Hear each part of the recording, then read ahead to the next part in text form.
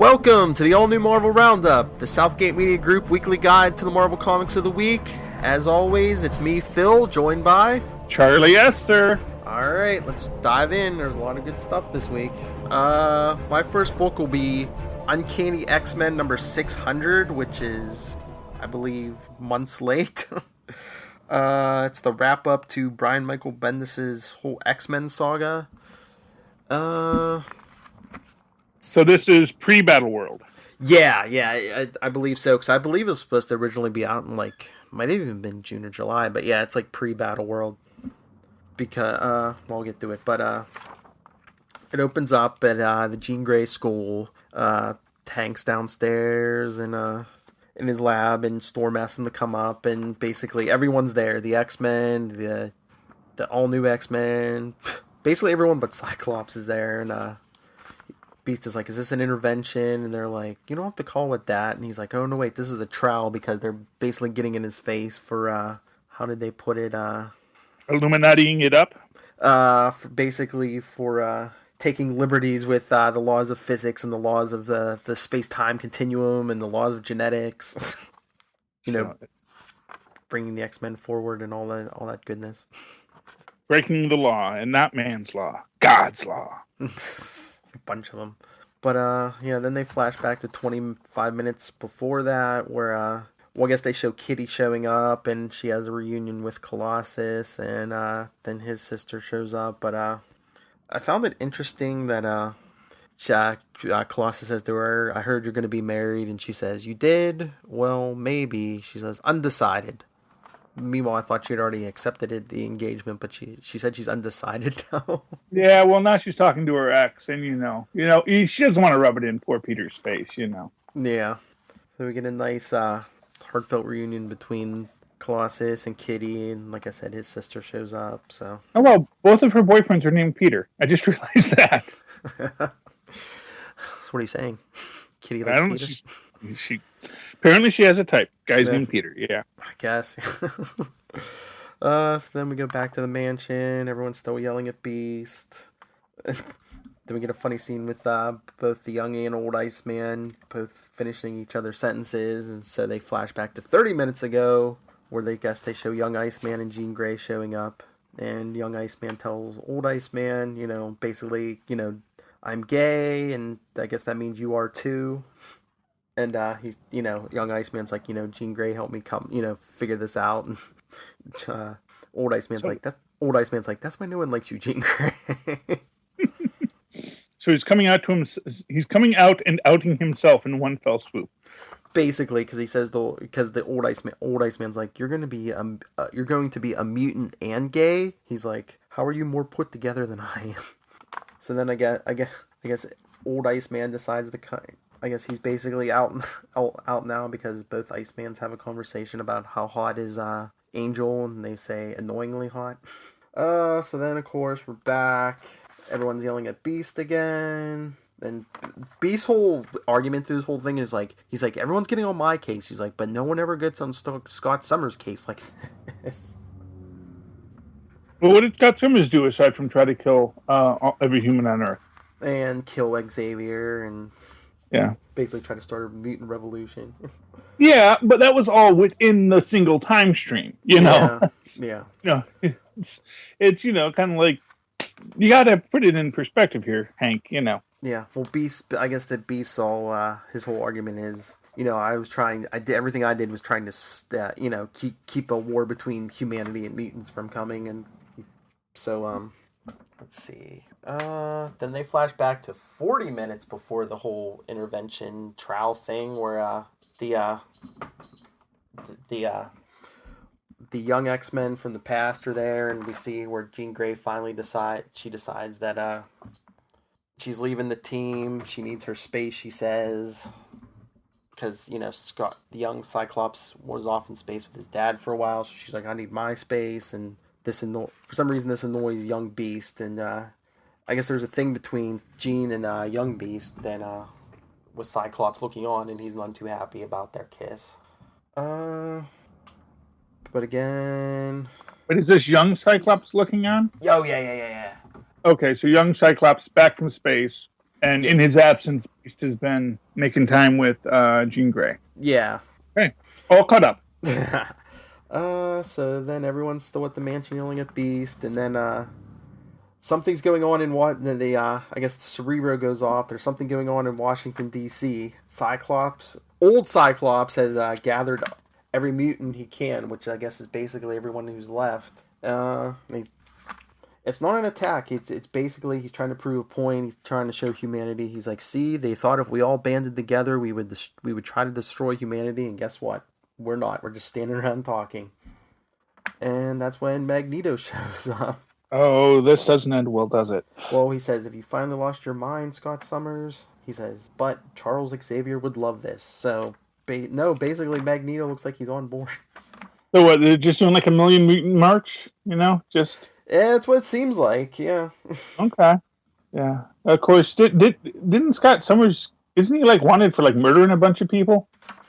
You would think. I mean, probably Xavier, if not somebody else. Yeah, I mean, I'm saying it's okay that we're just going to march here peacefully, but shouldn't somebody be saying, okay, well, but Scott, you're kind of under arrest, so peaceful protest is great, but are you going to go and be arrested now and go stand trial, or what are we going to do here? If you recall, the whole him becoming a villain thing started with him breaking out of prison after being captured. Yeah, exactly. Yeah. And then the main story ends with Beast leaving the school, so I don't know where he's off to.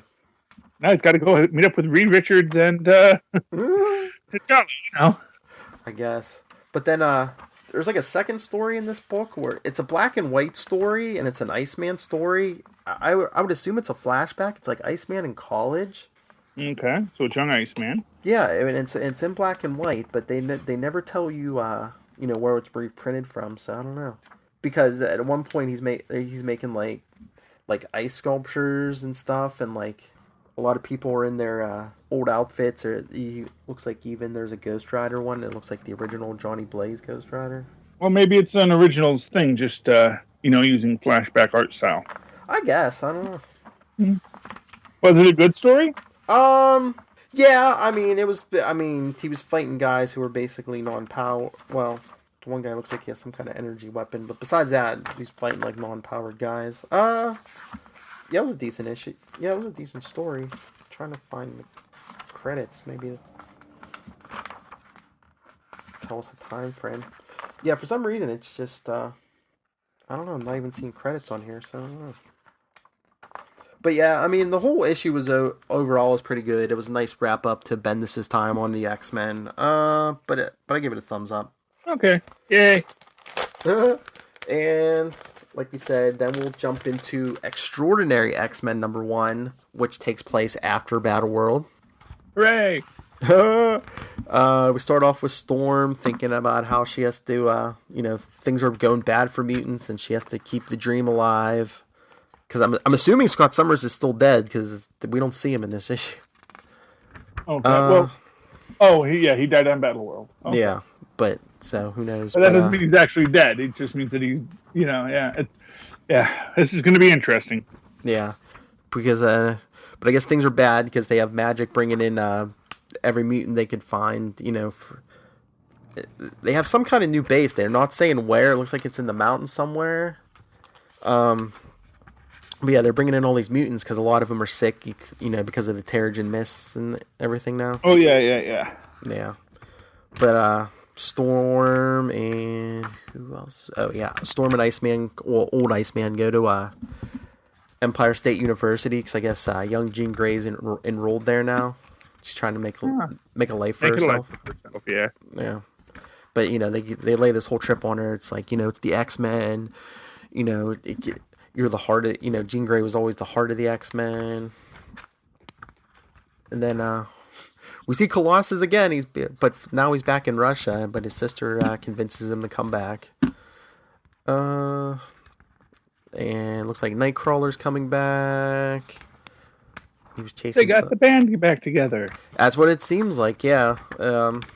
But Storm gives Jean Grey a mini Cerebro to contact them if she changes her mind. But then Yeah, that's more practical than just giving her cell number. Yeah, well, like I said, I don't know where they're at because I think they said something about an X sanctuary, so it's not the mansion. I don't know where they're at, but right as they're about to leave, Jean says, "There's something you should know, though." She goes, after Cyclops, I scanned telepathically to see who I could find, and there's someone out there. She goes, someone who shouldn't be there. So, Mm. so who's the last member of the team, Charlie? Oh, Charles Xavier, obviously. No, No? Oh. Old Man Logan. Oh, Old Man Logan. Hooray, Old Man Logan. How's he doing? Well, where was he at? I don't know if it's Canada, but he's in some snowy environment where he like he's like taking out a Sentinel, and then Iceman and Storm comes in. Storm's like, "Is that really you?" And he says, "Well, Aurora, it kind of depends on what do you mean by really me." And that's how they end the issue. Yeah, he was the one man Doom could not defeat. That's right. So he got rid of him. So does he remember Battleworld? That's going to be interesting. Guess we'll see, but really good, really good start to the X-Men, post Battleworld. So, Extraordinary X-Men #1, big thumbs up. Okay, so I'm going to go with my first book this week, Hercules #1. And I was saying, I'm not quite sure where to put like all my books today. There was so much goodness. Gotta say, this is kind of, to some extent, kind of my sentimental pick of the week, although it's not really my pick of the week. I mean, it's a good book, and I don't think anyone who picks it up is going to be disappointed, but it hits some nice things. So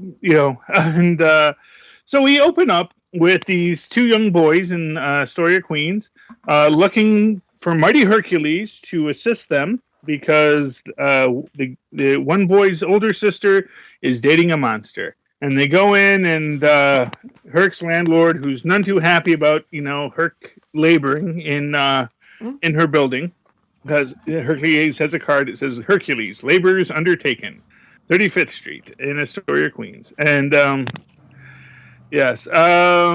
So they go there, and sitting, crashing on Herc's couch is Gilgamesh.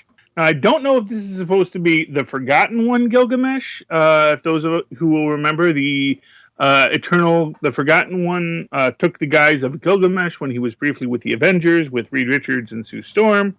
Or if this is the actual Gilgamesh. They don't really say. And he doesn't really look like the Forgotten One. He's got like this little scraggly blonde beard, and he's got blonde hair.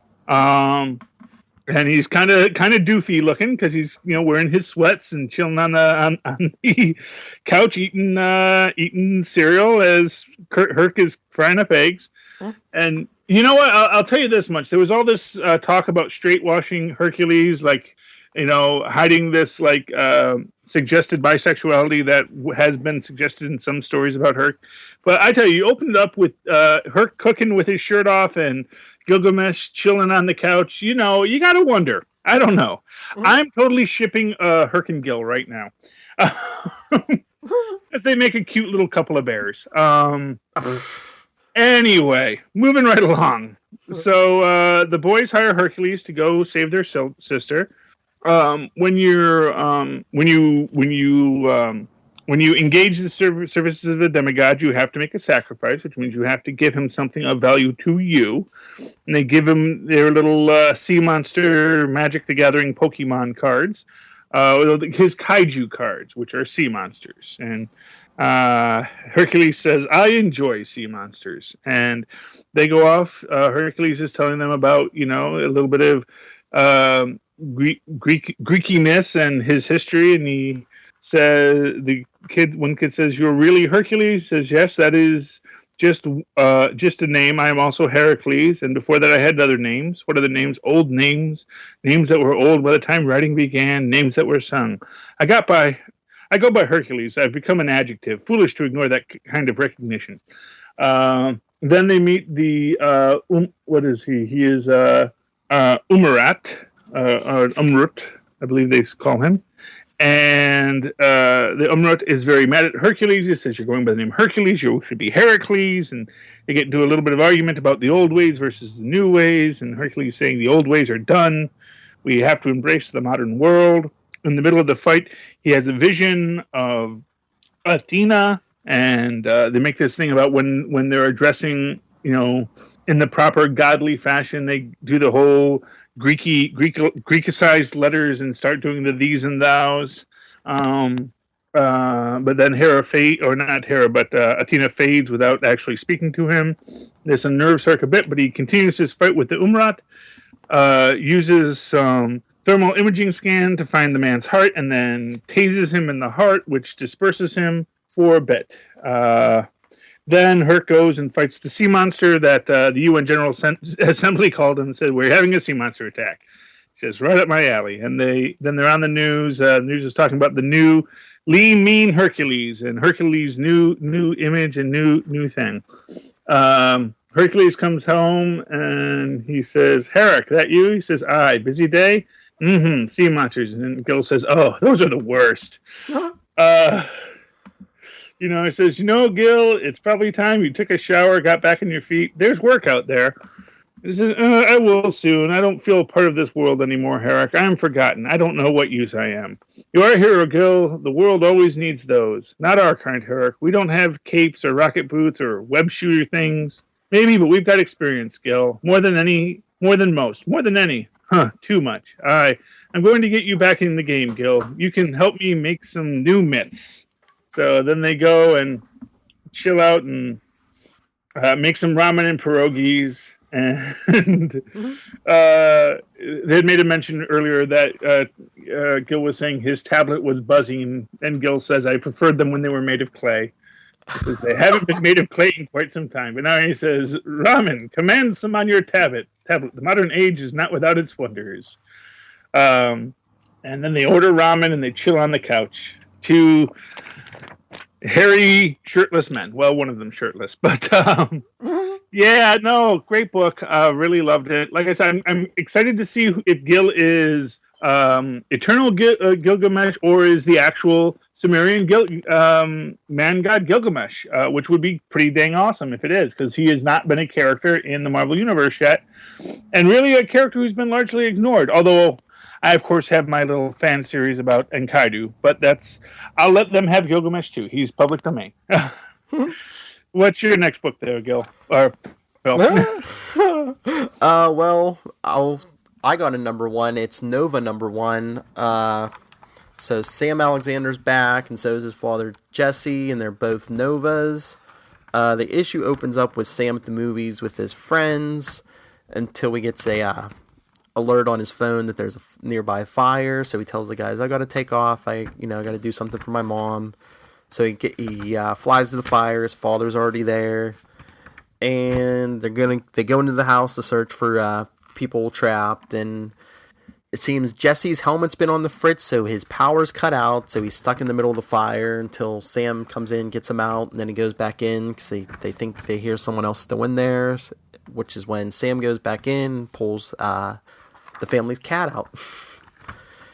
And then back at home, Sam's mom's waiting for them, and they come in, and she's all worried, especially with Jesse's helmet acting up. But she says, "I'm always worried." She says, "But at least now they have two. You have each other to watch each other's backs." So they all go to bed. Then the next day, Sam's in school. Sam's doing a lot better in school. He was struggling before, but he seems like he's really buckling down now. And then while he's in school, I guess Jesse, since he's back on Earth, he has a job. Looks like in some kind of mine. Him and one of his coworkers go down into the mines. I guess there's some kind of problem down there, and they don't show what it is, but I guess something big has been tunneling under the town. So, yeah, I guess Tremor style, we'll find out next issue or the issue after. Yeah. And then Sam's leaving school, and his friends will ask him if he wants to do anything, and he says no, he has to do something for his parents, which is when he takes he does a quick patrol around the local in space. I don't know how far he goes, but take care of trouble on at least one planet. Then he comes back to see what his dad's doing, and Jesse said he's trying to fix his helmet, so trying to figure out why his powers keep cutting in and out. So then Sam tells his dad, he's like, "It's so great to have you back, and it's so great to be a team." And so he goes into the house because his dad's in the garage trying to fix his helmet. Then you hear a voice say, "Who was that?" And Jesse says, "It was the son." And he has no idea what's going on. So is that really his dad? Dun dun dun. Maybe not. We'll find out. But thumbs up. Sounds awesome. Okay. So my next book, Howard the Duck, #1. So with plus Gwenpool. What? Okay. So it opens up with 3 months ago, and let's see here. There's a big fire, and Squirrel Girl, and apparently is there was a fire. Howard is lying on the ground. His head is bleeding. He's kind of out of his element, and there is a Weapon X squirrel with claws next to him as Squirrel Girl gives a statement to the police. Cut up to Howard and his good friend. I want to say her name is Tara, right? Yes, Tara. As they're driving down the highway to Florida, and Howard loses his hat and makes a comment, well, why didn't Tara's hat blow off? And he says, what did you have that in glue? It says, or did you shapeshift it? It says, if you're shapeshifting a hat on your head, that's still just your head. And she realizes she sunburned her head. So they go to a gas station, get Howard a new hat, and a trucker comes to get upset at Howard because he lost his job, and here's an interdimensional duck who clearly took his job. And Howard says, yeah, I stole your job. It was super easy because it required knowledge from schooling, which was probably funded by gas taxes. Enjoy your perfect circle of self-loathing, you. And then Tara goes and breaks them up before they get into a fight and gives Howard a new hat that says nobody's perfect in Florida as they continue their drive to the nexus of realities. Meanwhile, Aunt May has been helping out Howard at his detective's office. I'm not quite sure where, but Howard now has a cyborg cat. And I don't remember where the cyborg cat came from, or if that's a new addition. But he has a cyborg cat. Aunt May heads off to Boston for the weekend and make sure Howard's good. Meanwhile, Howard meets with Dr. Strange in the park, and they find that the abundant glove from last issue may be the key to returning Howard home, because he just wants to go home. He wants to get off of this earth because it keeps on trying to kill him. Anyway, so him and Tara go down to the Nexus of Realities. Howard's hoping to run into the Man-Thing because he figures he can help, but he can't. But Man-Thing's not there. Instead, who's there? The Wizard and Titania, as they're opening the Wizard's Hole, which the Wizard will use to pull weapons from other dimensions to help him conquer the world, because he's just all that bad. And anyway, so they decide to go get into a fight with Titania and the Wizard, and Tara turns into a big monster and says, "Grr, I'm a monster." And Titania says, "Sure you are," and punches her. And meanwhile, the duck Howard gets a anti-gravity disc stuck to him, and he goes, "So this is what it feels like." Tara comes, helps him out. They get the anti-gravity disc off and shove it on Titania's face, so now she's up flying. Meanwhile, they glide down and land on the Wizard. Da-da-da! Because Howard, even when he's trying to get out of there, he saves the day. They have a nice little heartfelt talk about how how Howard wants to go home. He just, doesn't want to be the freak on, and basically says, I wanted to have you see me off, but I didn't want to make it so you wouldn't come. And he said, you're welcome to come, but look, do you want to come with me, live on a planet where you are a freak? Do you? He says, yeah, I didn't think so. Anyway, they have a big hug. They really good friends, and Howard goes to enter into the Wizard Hole to go to using the Kardashian Stone to go to his home, and he doesn't actually go anywhere. And Howard says, wait, how do I know I didn't end up on a similar Earth? Who's the president? And Tara says, Donald Trump. Just kidding. God, could you imagine that universe? You, says the Wizard, and shoots her with a powered glove. And Howard says, damn it, you just get a job. The Wizard says never. They get into a little fight, and then Blasto gets shot, and there is a female duck who says, "We traveled a long way for the living Nexus." And then a female rocket raccoon with pink hair says, "So don't make me shoot you, or do. I'm easy." "What?" says Howard as we close the issue. Meanwhile, in another side issue, we have Howard with a foot on his neck by Felicia Hardy, who's very upset because a item of great cosmic import was stolen by a woman dressed in pink who seems to know Felicia Hardy, and actually makes a great thing because as she steals the item of great cosmic import, she says, "Bye, Felicia," to Felicia Hardy, which is wacky. Says, "I'm very," she's falling off this is Gwenpool, for those not aware, in her little pink Gwenpool outfit. And she says, "I'm very curious how I'm going to survive this." And she says, "A pillow truck." Except, no, it's actually just filled with ducks. You go, "Ah!" Now it says, "Who is this monster?" "I don't know. Some kind of pantsless Arctic ninja or something. I have to tell you, Duck, I'm getting a little annoyed getting constantly ripped off by goofy weirdos." And it says, maybe your high status and consternation makes you the perfect foil for such situations." He says, "What? Nothing. So, you want me to find her?" "Obviously. And you came to the best. Makes sense." She says, "No, I came to you because earlier today," and then we see Gwenpool without her costume, killing Detective Bulgari, because she was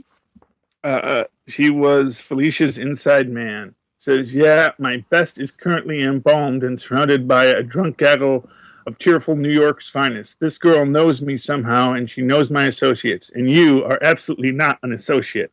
Find her, find what she stole from me. You don't want what's in that box to be in some anonymous psycho's hands." And then we cut back and we see that she was hiding under Howard's desk the whole time. Wah, wah. Ms. Poole, If You're Nasty, part 1 of 3. Fun thing, fun book. Both stories, really excited. Very excited to see where Howard goes next with the female Howard, or the female duck, and the female rocket raccoon. And that was my last book on my own. Oh, okay. Thumbs up, yes. All right. Well, then I'll jump to my last book, Amazing Spider-Man number 3. Yay! You said you perused it real quick in the store? I did peruse it, so I saw the big reveal at the end. Okay. But it starts off with Scorpio. He has two people. I don't know if they're seers or what, because he asked them for his daily horoscope, and they tell him to take bold risks today, and you will be rewarded. Because he asked them if he does nothing, what will happen? They say S.H.I.E.L.D. wins, so he grabs Ares and Taurus, and they get a bunch of, their words, not mine, they get a bunch of red shirts, because they're going to go attack S.H.I.E.L.D. Yes. But then they switch to New York for that scene where Peter shows up, gets out of the limo, and he's being interviewed by J. Jonah Jameson. Now, wait. When they say let's get some red shirts, did they capitalize the word red shirts? Well, basically all the letters are capitalized, but well, like I okay. said, Ares says, you want our best and brightest or red shirts? And then okay. Scorpio says cannon fodder will do. Oh, okay. So yeah, no, the reason I bring it up is if you ever read the Taskmaster miniseries, that was like the secret origin of Taskmaster. There's a whole thing about this. Basically, all the henchmen getting together to form their own evil organization, and the acronym spells red shirts. Yes, but anyway, going on, and their leader was the Red Shirt, as he called himself, because he did not know the joke, apparently. Never watched Trick. Okay, going on. All right, so Peter in New York, Peter shows up at Parker Industries' New York headquarters. Like I said, he's being interviewed by Jameson, who's going on about how, I taught him everything he knows. I couldn't be prouder of him. And he says, and best of all, he's got that no-good spider loser on a leash. So Peter unveils the new location for New York's Parker Industries headquarters, which is the Baxter Building. And meanwhile, watching the whole thing from a nearby bar is Johnny Storm. Mm-hmm. and he sees Peter say, "Well, it was a bit of a fixer-upper," and which sets Johnny off, and he flames on and goes straight for the Baxter building, and he flies through a window where he gets caught in a plexiglass cage. Sound familiar? Yeah. He says a plexiglass cage, and Spider-Man goes, "No, the plexiglass cage." He's like, "You know the one." Yes. Yeah. So Johnny burns his way out, and they start having one of their playful fights, and Spider-Man gets a call from Shield, and Johnny says, "You have to take it." He says, "Nah, low priority, so fight." Okay. Yeah. Yeah. So what? Well, I guess what confuses me is like, okay, so Reed owned the Baxter building. Well, the Fantastic Four Foundation owned the Baxter building. How does Pete buy it without Johnny finding out? So I guess why is that a surprise to Johnny that he was moving to the Baxter building? I don't know. I guess that's my confusion on it. You would think he would have known that his old headquarters, which he is like currently the only owner on Earth associated with it, he probably would have had to sign some kind of papers for that. One imagines. Oh, yeah, I don't know. Oh, I don't know. But continuity. Yeah. But yeah, the whole reason Shield was calling Spider-Man because they're over the East China Sea. It says they were because they wanted to do a global strike against all parts of the Zodiac. But then Scorpio and all the rest of the Zodiac show up and they start attacking the helicarrier. But anyway, Spider-Man's clueless because they're still fighting and Now, does Scorpio have the Zodiac key here? Yes, he does. Yes. See, now that makes me wonder if that's Zodiac from the Zodiac series that I was mentioning, because at the end of that, he actually steals the Zodiac key. Or maybe it's just an extra Zodiac key. Is he, like, doing amazing, powerful things with it, or is it just hanging out with him? Basically, I mean, they don't show a lot, but they show him shooting, like, an energy blast out of it. Okay, well, that could be the Zodiac key. I don't know if it's the original or not, but, like, it's supposed to be like a cosmic cube level thing. Yeah, he's basically just shooting blasts out of it, so I don't know. Could be a anyway, copy. back at the Baxter building, Spider-Man gets Johnny to calm down enough to give him the tour, he says. I guess running this branch of Parker Industries is Harry Osborn, who says he's going by Harry Lyman now, his mother's maiden name. Okay.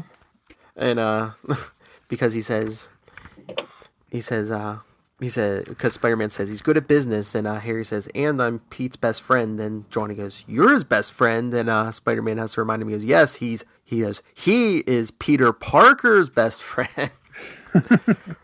Reminding him Harry doesn't know the secret. He's not even. Oh, come on, Harry. Come on, Pete. Let Harry in. Yeah, I know.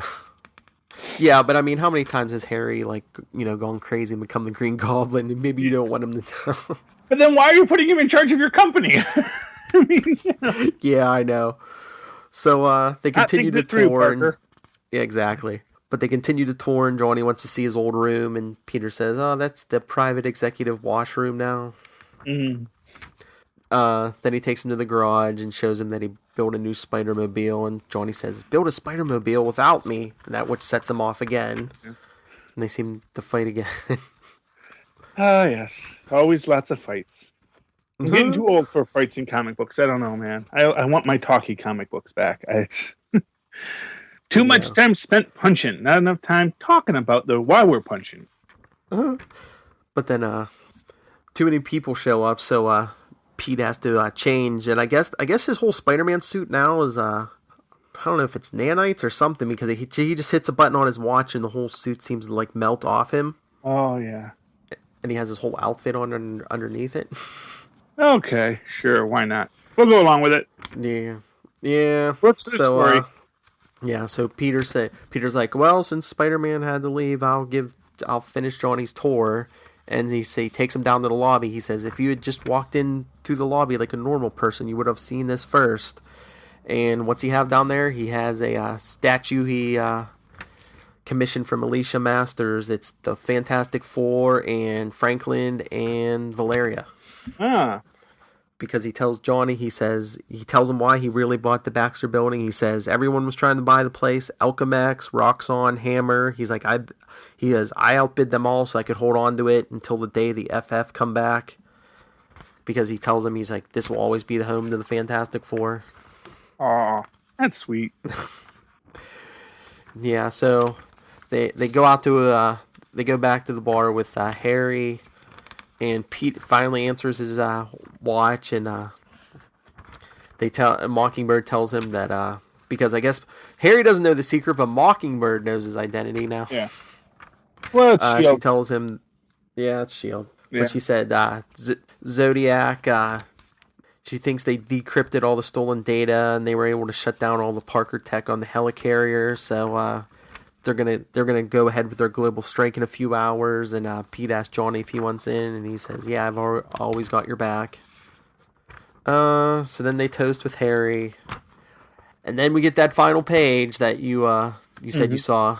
Yes. The African nation of Nadua. Okay. Where, what is this? The president or the general, whatever you want to call him. I guess he wants to go up against Shield and Parker, and he says, who does he get to help him, Charlie? Norman Osborn.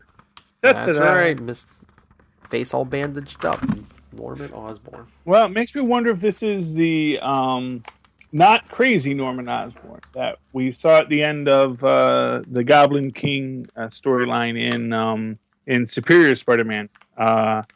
And when he vowed his revenge on Spider-Man because he, that basically saying, they always fought me, but I was crazy then. Now I'm going to have all of my faculties, and they do not know how dangerous I can be. So that will be interesting. I was sorely tempted, but I already had 5 books. So, and one of them was a $4.99 book, Deadpool. Are we going Deadpool? Or we can do one of the other ones. What do you want to do? Want to say Deadpool for last? Yeah, either that or Iron Man. Let's do Doctor Strange first. Doctor Strange. Hey, I just read this book. Yes. So we open up with Doctor Strange talking about the history of the Sanctum Sanctorum and basically how all this magical stuff has always been happening there, which is true. If you read about the Sanctum in the guide to the official handbook of the Marvel Universe, they talk about all the different things. They've added a couple new things here, but that's fine. There's been many years since then, so I'm sure they've added more continuity. Anyway, they get the what we later find are called mind maggots, which is just about the most unnerving name for something I've ever heard. But they release them from Zelma, and then they go to find them because they're running rampant all throughout the house. And Doctor Strange's house is filled with horrifying mystic artifacts. So you want to keep them away from these things. They're trying to eat the books and trying to eat everything. Zelma basically wanders through the house, finds the doorway to zombie world, and wanders into the kitchen with the refrigerator, which has the thing that must not be named apparently in it. And but Wong goes and kills a bunch of the mind maggots and fries them up with some mystic chilies. They find they have the great line in there when Zelma wanders into the library and says, "Oh my God, that's the most horrible thing I've ever seen. You just stack your books on the floor." A lot of book nerds really love that line, I'm sure. Anyway, so they basically track down the they bring the mind maggots to them by having Zelma say all of her deepest, darkest, horrible secrets, which still aren't that horrible, quite frankly. She thinks her sister's baby's ugly. She tells her mom she's a vegetarian just so she doesn't have to eat her meatloaf. And she voted for J. Jonah Jameson. She cries at funerals. She pretends to cry at funerals, and she hates all dogs. And she's also somewhat agoraphobic, apparently. This brings the mind maggots back with Doctor Strange takes upon himself because, as he says, they feed on psychic energy, and they will eventually starve to death on him because he has too many blocks. And even if they don't, his own the parasites that are already living on him will probably kill him. Or kill them eventually and devour them themselves. So they send Zelma out. He asks Zelma to come back on a regular basis to help him organize his library because she is a librarian. And I hope she becomes a nice little member of the cast. She seems fun.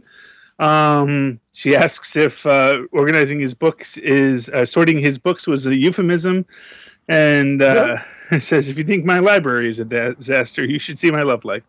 But she says she'll come back on Saturday, and then Wong kind of points out, yeah, that wasn't the common cold she had. These are horribly rare things. And he says, yes, and my magic stopped working at a point, and I want to find out why.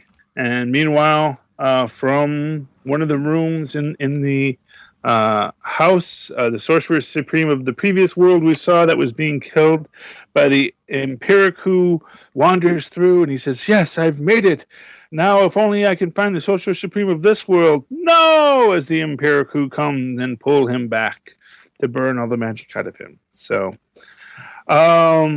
great book. Very, very fun. Very great introduction to, second introduction to the new status quo of Doctor Strange. I'm liking the story arc with the anti-magic beings out to destroy all magic in the universe. I wonder how they fit into things. It's going to be interesting. And thumbs up. What did you think? Yeah, I really liked it. Thumbs up. It was a really entertaining issue considering the whole thing took place in the mansion. Yeah, well, it's a very interesting mansion. Oh yeah. Kind of liked it, and I don't know how much they've ever done with the mansion before. I mean, I'm sure they've always suggested that it was like a place that the walls moved on their own and redecorated itself on a periodic basis. But they gave it a real House of Mystery vibe, which I very much liked. And Marvel could use a House of Mystery, Yeah, I don't remember the mansion ever being that busy, but yeah, it makes sense. Well, yeah, I mean, they've had that, there's all kind of magical stuff in it, and that, it doesn't always appear the way that it seems every time you go into it. So they've mentioned that, but they haven't done a lot with it. And they did something similar, suggesting that in the Shield book, where Coulson goes to figure out what's going on with the magic users because they go to Doctor Strange's house and they realize I forget the exact storyline, but they realize that his furnace was built by the same person making the Euro weapons that were being used against magic users. It's all very interesting. But anyway, yes, but they also did a thing in there about how the different floors could move and things like that. So anyway, next, you want to do Invincible Iron Man or Deadpool? We can do Invincible Iron Man. That's my pick of the week. You're rich. He says yes. As I was saying previously, it's $1 billion wipes away a lot of tears, and nobody understands poor Tony's difficulties because he has $1 billion. She says, money can't buy happiness. That is disappointing to hear. Yes. And they get to the point. Yes, sorry. Oh, sorry. I was going to say they flash back to the battle. Yes. Yes, and that's cool. Although, what I was going to say was that, he makes the point that, that she says that, that he says, that she says, maybe you just don't have enough people to intellectually challenge you. And she says, I do, but they're all really, and she says, cocky. Yeah. Which doesn't, you can go hang out with, Reed Richards, and I guess you can't hang out with Reed Richards now, but Hank Pym maybe, but they're all jerks. they're all a bunch of jerks and bomb throwing lunatics. That's the problem. But they have a nice little moment. They kiss, and then right before the kiss, he says his new life goal was to be the man that actually deserves her. Oh yeah, that sounds like such a freaking line. I don't know. I mean, it may be heartfelt, but that does sound like a line. It's like, you make me want to be a better person. To quote Jack Nicholson. And then after they kiss, Doctor Strange returns his call. Oh no! Wait! I love this. I'm sorry. I love this line right when he's leaving. Yeah. He says, "Hail Hydra." She goes, "What?" He goes, "Sorry, just checking." Yeah. That was random. It says, "Not in my world." Yes.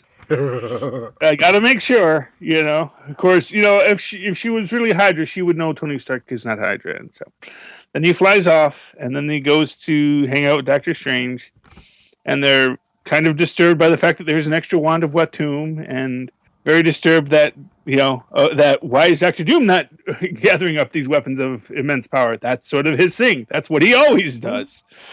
So they're very uncomfortable with the fact that Doom is not being Doom right now, and also a little upset that what's her name? Madame Mask is trying to open a porthole and is about to create a black hole that now Doctor Strange has to fix. And then, Tony wants to do a high five because they're facial hair bros. Awesome facial hair bros. Awesome facial hair bros. I hate you, says Doctor Strange. Then I like the cassette player.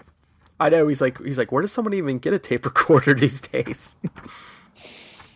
Yes. And then I guess some ninjas or something are tracking Madame Mask, and that's who he's facing at the end. Ninjas. Laser ninjas, no less. Because they all got, like, glowy swords, so I'm guessing they're laser ninjas. I guess there's a new ninja clan. I guess I'm assuming it's not the hand. Oh, it's the foot. It's the elbow. It's the elbow. It's... I was going to say, no, the foot's, what is that from Ninja Turtles, the Foot Clan. And next issue, Mary Jane. Hubba hubba. Yes, it's nice to have Mary Jane Watson. Isn't she an actress? I mean, isn't she like semi-famous? I don't know. What's she doing at Stark's house? I don't know. Like right before or in the beginning of Superior Spider-Man, didn't she own like a nightclub or something? Yeah. She's doing a lot of weird stuff. I don't. They never like are consistent with like what Mary Jane does for a living. She's been a soap opera actress. She's been a model. And then she's owning a night. Although I guess that owning a nightclub isn't out of the realm of an actress and model, so I guess that isn't that weird. But now she's going to be She's going to be Tony Stark's secretary. I don't know. How bad did the last movie flop? Was she in the Marvel Universe version of the Fantastic Four film? But I mean, let's talk about having a type. He has to have a redheaded secretary.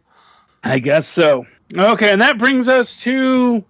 Shall I say it's my pick of the week? Yeah, I'm going to say Deadpool is my pick of the week because it is strange and confusing and fascinating and just really makes me think there is a lot going on in our post-Battle world and that Deadpool knows more than he's letting on.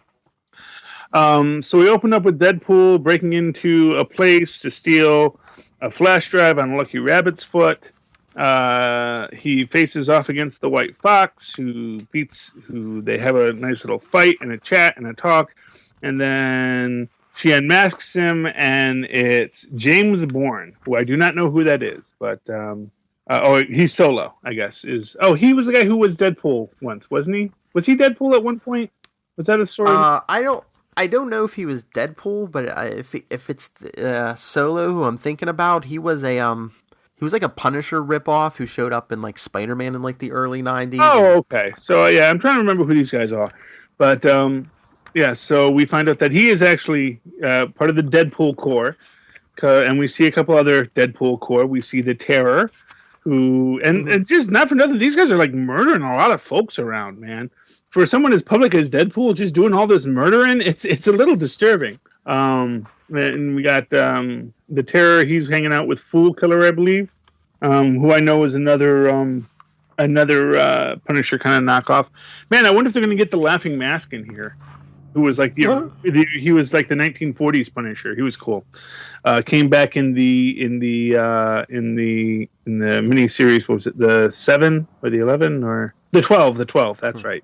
The 12 forgotten heroes, and then we have, and again, just murdering up the place, as I believe that's Madcap goes and hits this guy with a pan-dimensional hammer, and then we've got Madcap, Madcap, as just about the most evil of the looking of the Deadpools, and then we finally get to the real Deadpool saving a guy's life. And we find out that he's actually not that nice of a guy, but Deadpool just wanted to save the guy for his daughter, which was actually kind of very sweet.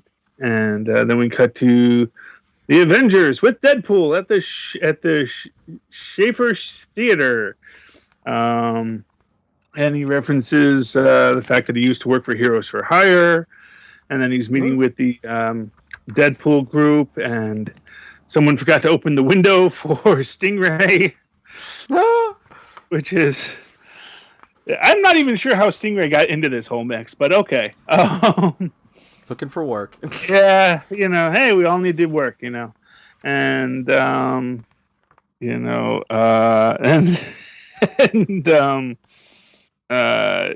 Luke Cage wants to get the Punisher's phone number, but Daredevil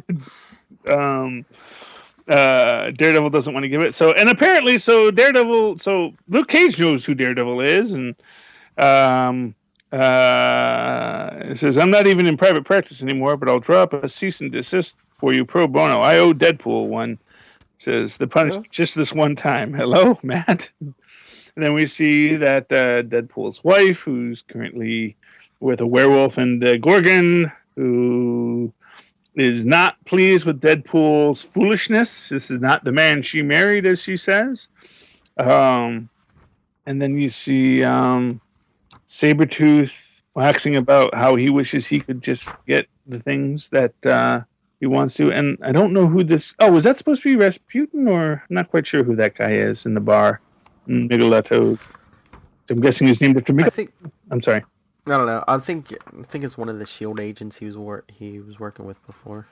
I'm guessing that the bar is named after Migalato Loveless, the villain from Wild Wild West. And then we see the family he was hanging with for now, and he realizes that he doesn't realize that he was the one who killed his own family. And then we see Deadpool show up at the office of the zoning board commissioner who was giving him hassles, and he's like, "Look, I'm glad that you want to give me a bribe, but I'm not going to take a bribe in my office." And then Deadpool shoots him. Sumus ominous Deadpool. Yeah, like I say, I don't know what's going on in this book, but I want to find out. And I don't think I've ever wanted to find out more about what's going on in this book than this. I mean, it's really gotten me to this point where something's going on. Something big is here, and I think that it is all going to change. And when we think about how much the world has changed in the last 8 months, with Deadpool on top of, Deadpool, Peter Parker as the new Tony Stark, and Deadpool as the world's most beloved hero, something's up. Somebody did something when the world ended, and when Battle World ended, somebody decided that we're going to remake the world, and clearly Deadpool got to pick something. Which I remember when Deadpool and the Beyonder are hanging out at the end of Deadpool's Secret Wars, and I'm wondering if that's going to come back. Like I said, I think that the original Beyonder is coming back, and after all, Spider-Man is the guy who taught him how to use the bathroom, so it's only fair that he should let him have his fondest desire too, to be filthy, rich, and famous. I thought there's something else too when Deadpool's being interviewed about funding the Avengers, and he said something about Tony's inability to fund the Avengers left him big shoes to fill. Yes, it's like, okay, so did Tony lose a big chunk of his fortune, or? Well, Tony actually has lost a big chunk of his fortune a lot. I mean, he goes through his fortune once every couple of episodes. I'm not quite sure there, so it's an interesting thing because there was the whole thing where he had turned over all of Stark Resilient to Pepper Potts, and then Pepper Potts was running everything, and then suddenly he had Stark Industries back, but then he had his whole Superior thing. It's kind of weird, and there was a whole thing where he got the Ghost to stop chasing him by just showing the Ghost his bank records and see, I'm not a billionaire industrialist anymore. And the Ghost said, "Oh, okay, well, I got no beef with you then, man. It's cool. We cool. That was in a Thunderbolts crossover, but yeah. So yeah, there is a lot going on here, and like I said, I thought this was the one where the book that, because as I was saying, I think it's in a book that's coming out next week where they're saying that no one quite remembers exactly how they solved the whole incursion problem, That everyone knows the incursions happened, but they weren't quite sure how it all resolved itself. Which is an interesting way to put it. 8 months ago, So no one's gonna remember Secret Wars then? Well, except for Old Man Logan, maybe, and maybe Deadpool. Well, Deadpool, maybe. Deadpool's still metafictional. He certainly knows. I don't think Deadpool winds up at the top of the food chain here without knowing it. Although interestingly, there wasn't a lot of metafiction in this. There wasn't a lot of Deadpool looking at the camera or referencing something. Although, to that extent, to get back to Gwenpool, who is also a recent addition to the Marvel Universe from points unknown. She makes the point in the book when she's talking to the detective. What does she say? Says, sorry, I had to ask. I'm used to you looking more Quinones right now, and right now you're more Beirut. Basically referencing who was drawing him. You're usually drawn this other way. So she obviously has Deadpool's comic awareness, which is pretty awesome. Yes, just all in all, this is Danilo Beirut is our or Danilo Beirut is the artist. So yes, but you know what? Man, Howard the Duck really did get close to being my pick of the week. Those two books, honestly, really made this whole week for me. Deadpool and Howard the Duck. Could not have done it without him. All right, is that it then? That's it, man. That's it. 2 picks of the week this week for me: Howard the Duck and Deadpool. Oh, you're going with 2. All right. Yeah, I'm gonna go with 2 because you know what? And it's really Gwenpool that puts. So it's really all the pools are putting it over the top. So Gwenpool and Deadpool put it over the top. But man, Deadpool was the first book I read this week, and man, it just sui Pagliacci.